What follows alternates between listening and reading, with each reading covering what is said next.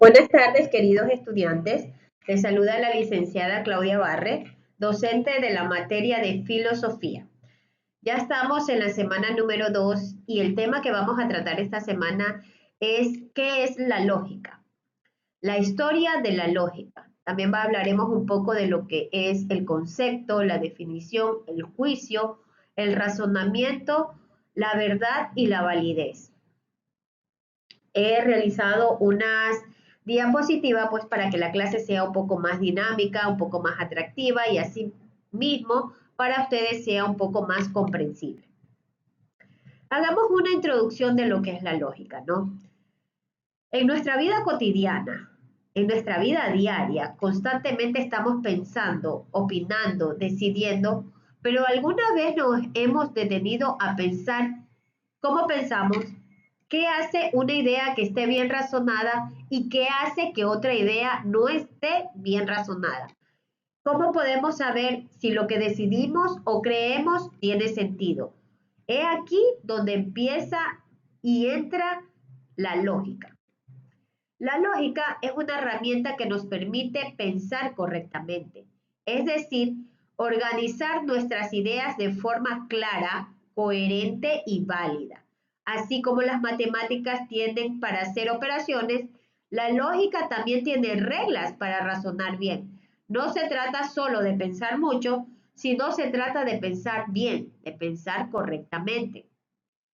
Hoy vamos a comenzar a comprender qué es exactamente la lógica y para eso necesitamos entender tres elementos claves del pensamiento, como son el concepto, la definición y el juicio, que hablaremos de ello más adelante.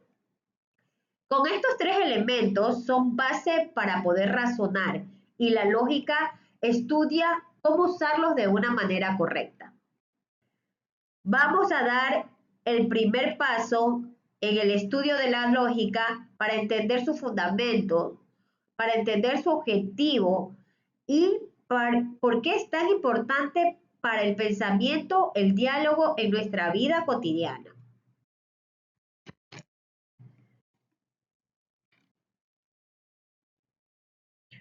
¿Qué es la lógica? Como lo hablábamos reciente, la lógica es la ciencia que estudia la estructura del pensamiento correcto. Se enfoca en la validez de los argumentos, mas no en el contenido. Busca verdades por medio del razonamiento y es una ciencia formal. Demos un ejemplo. No es lo mismo decir tiene razón a decir habla con lógica. No es lo mismo.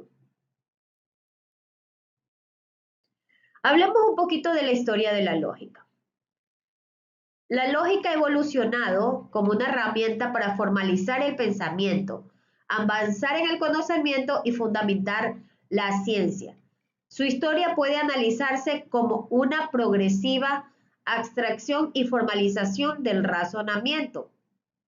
Hablaremos un poquito de la lógica clásica, la lógica antigua. Aristóteles sistematiza por primera vez las formas válidas de inferencia creando la lógica silogística. Su enfoque es esencialmente cualitativo y orientado al lenguaje natural. Introduce nociones clave como términos, preposiciones y deducción que serán la base del pensamiento lógico por muchos siglos. Hablemos de la lógica medieval. Predomina la interpretación y aplicación de la lógica aristotélica dentro del marco teólogo. Aparece el análisis del lenguaje para resolver paradojas y reafinar argumentaciones. La lógica se convierte en una herramienta para la argumentación escolástica, más que para la ciencia. La lógica moderna busca fundamentos firmes del conocimiento inspirado en una lógica más metódica. Propone características universales. Una idea anticipatoria de la lógica simbólica representa el pensamiento con signos precisos. Aunque aún ligada a la filosofía, se avanza hacia una visión más formal y abstracta del razonamiento, pues estamos hablando de la lógica moderna. La lógica contemporánea se matematiza, o sea, se desarrolla la lógica simbólica o como decimos comúnmente, la lógica matemática.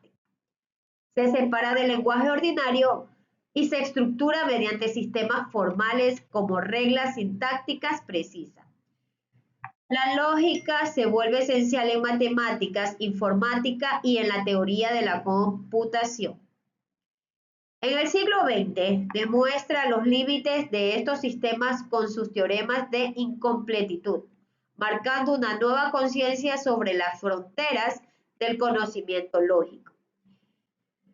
La lógica ha pasado de ser una herramienta de análisis del discurso o convertirse en una ciencia con aplicaciones en múltiples campos. Hablemos ahora un poco de lo que es el concepto. Hagamos una definición. Un concepto, es una representación mental universal que capta lo esencial de un objeto, hecho o un fenómeno. La clasificación de los conceptos, pues se clasifica, aquí tenemos en la diapositiva como se puede visualizar, se clasifica en conceptos de claridad, en conceptos de extensión o en conceptos de exactitud. En conceptos de claridad, por su perfección pueden ser claros u oscuros.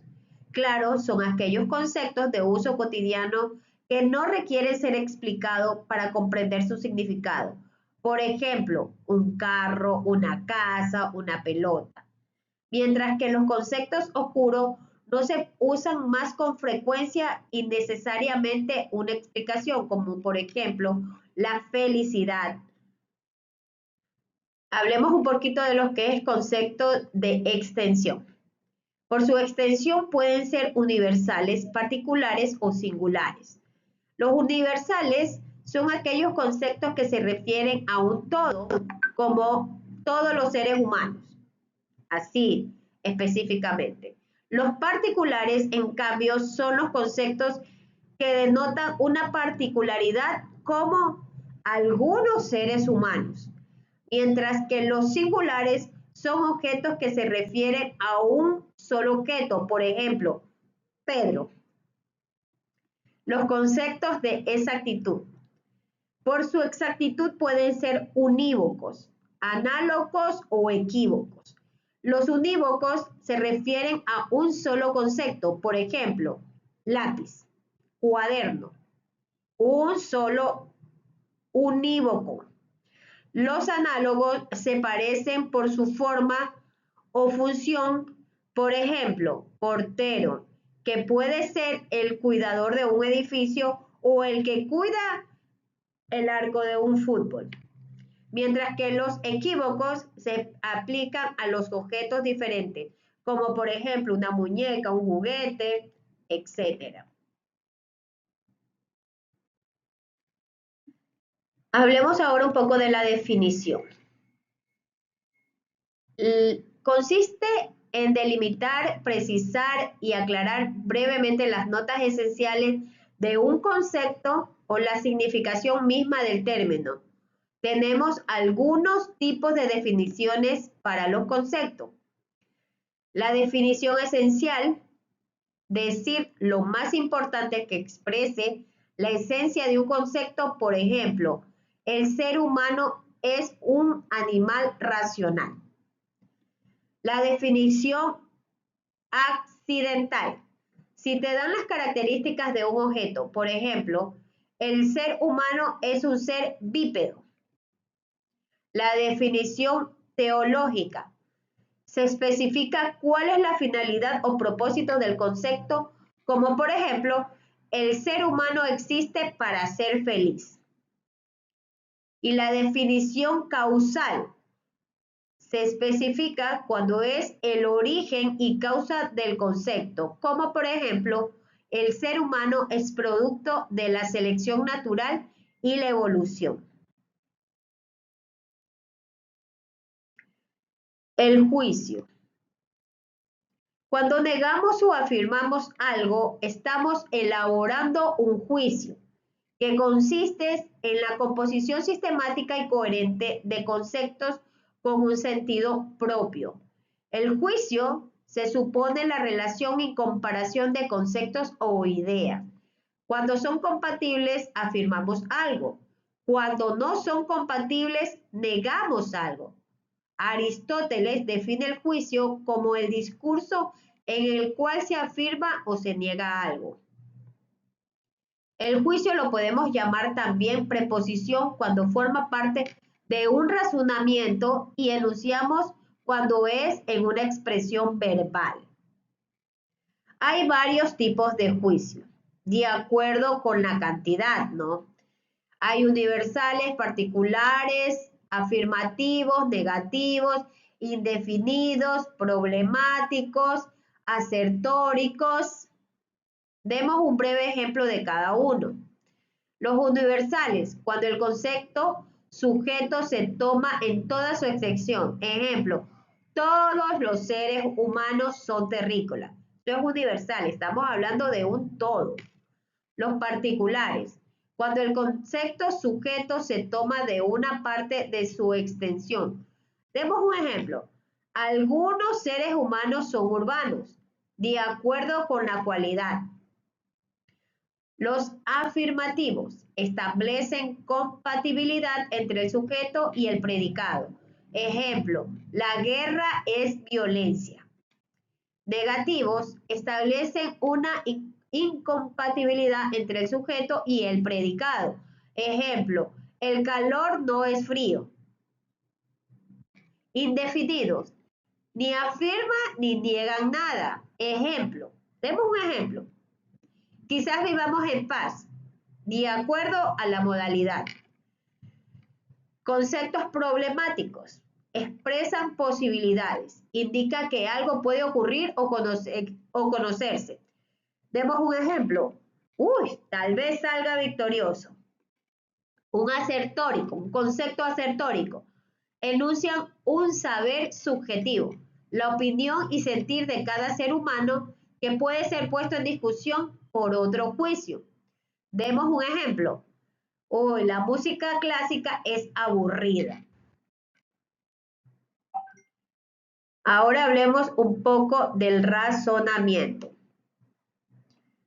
El razonamiento es un proceso mental que obtiene una nueva verdad desde otra. El razonamiento es un proceso del que partiendo de una verdad conocida se obtiene otra, en virtud de una estrecha conexión entre ambas. También podemos llamarlo inferencia, una combinación ordenada y concatenada de juicios.